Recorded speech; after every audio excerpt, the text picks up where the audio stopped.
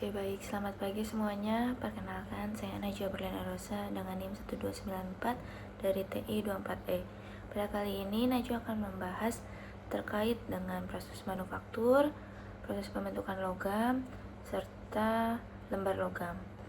Langsung saja tanpa berlama-lama kita masuk ke pembahasan yang pertama. Baik, sebenarnya apa itu manufacturing? Manufacturing itu berasal dari bahasa Latin di mana terdiri dari manus. Manus itu artinya tangan dan juga factus yang artinya membuat. Jadi secara keseluruhan manufacturing merupakan dibuat menggunakan tangan. Di mana dalam konteks modern sudut pandang ini tuh dibagi menjadi dua, yaitu dalam sudut pandang teknologi dan juga ekonomi.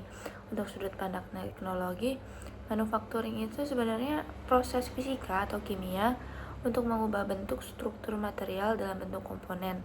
Dimana di sini sudah saya lampirkan juga dalam bentuk gambarnya atau dalam bentuk flow prosesnya. Begitupun juga untuk sudut pandang ekonomi, dimana menurut sudut pandang ekonomi merupakan proses transformasi material menjadi sesuatu yang memiliki nilai tambah atau added value. Jadi di sini yang perlu di highlight adalah added value-nya ini ya, begitu. Selanjutnya mengenai tentang tipe industri, di mana dibagi menjadi tiga, itu ada primer, sekunder, dan juga tersier. Untuk primer sendiri di sini cultivate atau bentuk eksplorasi sumber daya natural, dimana contohnya ada dari pertanian, perkebunan, perhutanan, perikanan. Itu biasanya dalam bentuk konteks primer. Bagaimana dengan sekunder? Biasanya sekunder itu pengolahan hasil primer menjadi produk. Contohnya ada otomotif, elektronik, dan juga tekstil. Dan yang terakhir itu ada tersier. Tersier biasanya industrinya bekerja di dalam sektor jasa, contohnya perbankan, pendidikan, kesehatan, pelayanan publik, itu masuknya ke dalam tersier begitu ya. Sama halnya dengan manufacturing capability. Manufacturing capability di sini juga dibagi menjadi tiga, ada teknologi proses, fisik produk, dan juga kapasitas produk. Dimana teknologi proses ini berdasarkan kemampuan dia melakukan proses dan juga kemampuan dalam tenaga kerja. Untuk kemampuan proses ya berdasarkan tipe materialnya. Bila kemampuan tenaga kerja berarti berdasarkan keahlian si pekerjanya. Lalu ada yang kedua, fisik produk. Fisik produk ya berarti berdasarkan ukuran dan juga berat dari produk. Misalnya terkait dengan mesin, handling, dan juga gudang. Begitupun juga kapasitas produk, dimana hal ini tuh mencakup jumlah maksimum yang bisa dicapai biasanya dengan satuan unit per waktu. Lanjut kita ke material manufaktur, dimana material manufaktur ini dibagi menjadi tiga golongan. Yang pertama ada metals, yang kedua ada keramik, yang ketiga ada polymers, dimana masing-masing golongan itu biasanya ada mixing atau ada pencampuran gitu. Misalkan di sini di gambarnya metal dan keramik yang menghasilkan metal keramik composite, keramik dan polimer berarti menghasilkan keramik polimer composite. Begitupun juga dengan metal polimer menghasilkan metal polimer composite. Seperti itu. Contoh dari metal sendiri ini dibagi menjadi dua, ada porous metal yang biasa kita kenal dengan iron, dan juga non porous metal. Begitupun juga dengan keramik. Keramik di sini ada dua, ada crystalline ceramics and then glazes. Dimana untuk karakteristik dari crystalline keramik itu biasanya dalam bentuknya powder. Jadi dia berdasarkan sinter, dipanaskan untuk bonding antar serbuknya, dan juga glazes itu biasanya yang melt, dia yang meleleh. Jadi dia biasanya case, jadi dipanaskannya hingga lebur dan juga bisa dibentuk gitu. Begitupun juga dengan polimer. Polimer di sini menjadi dibagi tiga, ada termoplastik, contohnya ada chloride dan juga vinyl. Ada juga thermosetting, contohnya amino resin sama epoxis. And then yang terakhir last one yaitu elastomers, terdiri dari rubber, neopron, sama silikon. Nah lanjut kita ke manufacturing process, dibagi menjadi dua proses besar, yaitu ada processing operation and then assembly operation. Untuk processing operation sendiri dibagi menjadi tiga proses ya. Ada surface processing, terdiri dari cleansing and surface, serta coating and deposition. Lanjut ada property and hatching, termasuknya heat treatment, and then shaping proses atau proses pembentukan, dimana ada casting, molding, particulate process, deformation process, and then material remover. Untuk assembly operation sendiri terdiri dari dua, ada mechanical fastening and then permanent joining, dimana mechanical fastening terdiri dari treated fasteners dan juga permanent fastening method. Untuk permanent joining sendiri terdiri dari welding, brazing and soldering, dan juga adhesive bonding, seperti itu. Oke, kita akan bahas satu persatu, mulai dari processing operation, dimana kita akan lebih mengenal jauh tentang shaping proses ya teman-teman. Baik, pembahasan besar kedua kita yaitu tentang pembentukan logam, dimana boleh deh kita lihat dari bagannya dulu ya, dimana metal forming sendiri ini dibagi dua, yaitu bulk deformation dan juga sheet metal working. Bulk deformation terdiri dari rolling process, forging process, extrusion process, and then wire and bar drawing. Sementara sheet metal workingnya di sini ada bonding operation, dip or gap drawing, searing process, dan juga mesolasis process. Jadi apa itu pembentukan logam? Dari namanya aja pembentukan logam gitu ya teman-teman, berarti mengubah bentuk suatu logam menggunakan gaya yang melebihi kekuatan yield sehingga logam tersebut terdeformasi plastik. Jadi di situ yang perlu kita highlight adalah deformasi plastiknya itu sendiri, dimana hasil deformasinya itu tergantung pada dies atau tergantung pada cetakan atau tergantung pada moldingan, dimana diberikan gaya atau tekanan gitu ya, ada tekan, ada tarik, serta ada tekuk gitu. Oke, pembahasan proses yang pertama yaitu rolling process. Sesuai kayak gambarnya ya, rolling berarti ketebalan benda berkurang dengan gaya tekan yang diberikan oleh dua roll berlawanan. Nah, mesin rolling ini kita sebut namanya sebagai rolling mills, dimana proses rolling itu terdiri dari dua proses. Yang pertama hot rolling, jadi dia di rolling dengan suhu yang panas, habis itu diteruskan ke proses cold rolling, dimana cold rolling ini berguna untuk mengurangi ketebalan lebih lanjut dari proses hot rolling.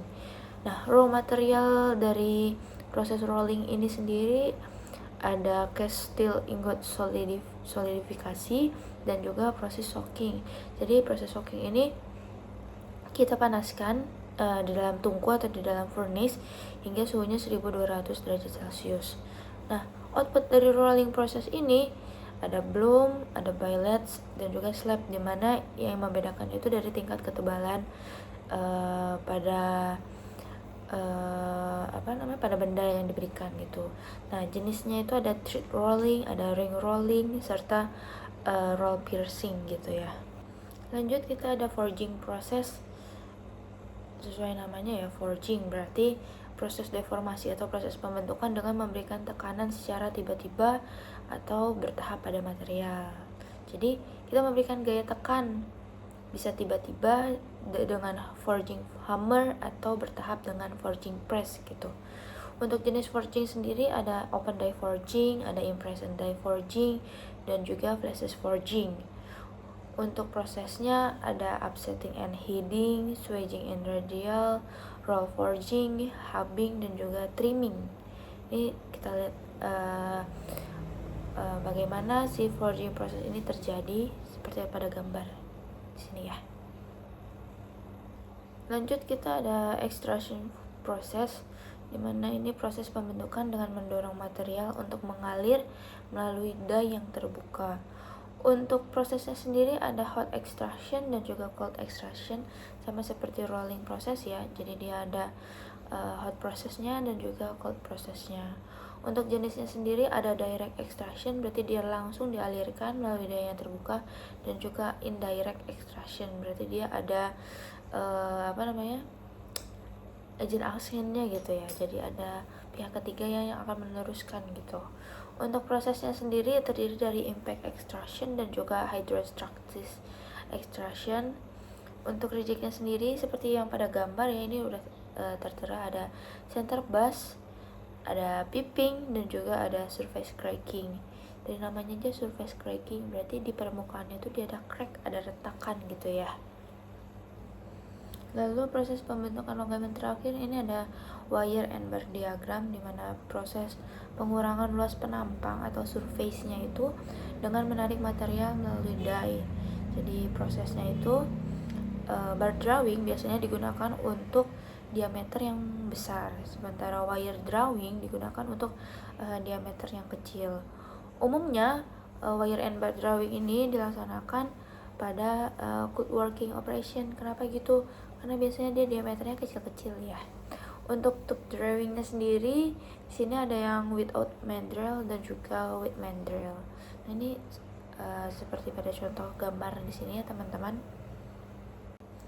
Lanjut kita ke pembahasan besar yang ketiga, yaitu terkait dengan lembar logam.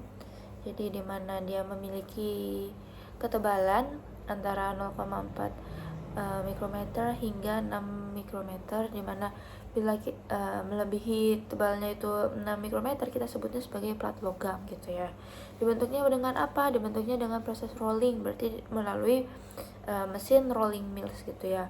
Untuk proses lembar logam di sini terdiri dari cutting, proses pemotongan, dan juga bending, proses penekukan atau pembengkokan. Biasanya temperatur pengerjaannya di cold working, toolsnya berarti punch, dipukul gitu atau diberikan tekanan, dan juga die, pembentukan gitu. Mesinnya ada stamping press, dan juga contoh gambarnya gitu ya, lembar logamnya contohnya seperti pada gambar ini ya, sudah tertera, udah diberikan contohnya gitu. Nah, untuk operasi cutting sendiri di sini terdiri dari macam ya, terdiri dari banyak tahapan. Yang pertama ada di punch, lalu diberikan tekanan dari atas. Terus juga ada plastic deformation, berarti proses pembentukannya itu dengan bantuan plastik. Terus ada penetration. Nah, selain itu ada juga proses pembentukan dengan searing, blanking, juga punching. Ada juga slotting, perforating, notching, shaving, dan juga fine blanking. Ini udah tertera ya gambarnya. Bisa kita lanjut ke proses selanjutnya, yaitu proses bending. Untuk proses bending atau operasi bending sendiri di sini ada yang bentuknya V, berarti V bending, dimana dia dipunch dari atas terus dikenakan dengan daya bentuknya V, maka dia akan menjadi bentuk logam itu, dia akan mengikuti menjadi bentuknya V gitu. Selain itu ada juga dia dipunch dari atas terus diberikan pressure pada padnya gitu. Selain itu ada juga yang namanya straight flaging, berarti dia straight atau lurus gitu.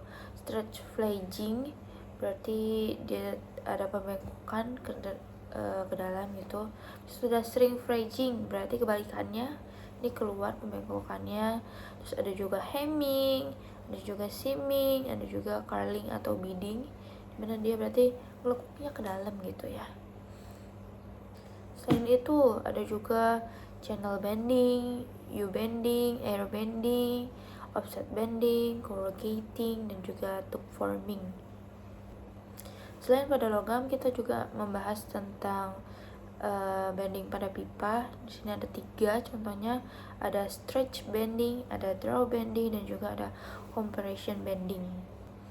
Lanjut kita ke operasi deforming, dimana yang di sebelah kiri ini merupakan proses atau tahapan dari deforming sendiri dengan ada 5 tahapan. Untuk jenis-jenis dari deforming sendiri di sini ada 2, ada red drawing dan juga reserve drawing. Sementara untuk reject dari deforming sendiri terdiri dari 5 reject type. Ada wrinkling, ada tearing, ada earring, dan juga surface scratches. Jadi surface itu paling scratches atau ada goresan-goresan halusnya gitu. Oke, sekian yang dapat Najwa sampaikan terkait dengan pembahasan proses manufacturing, proses pembentukan logam, serta proses lembar logam. Sekian, terima kasih. Annyeong.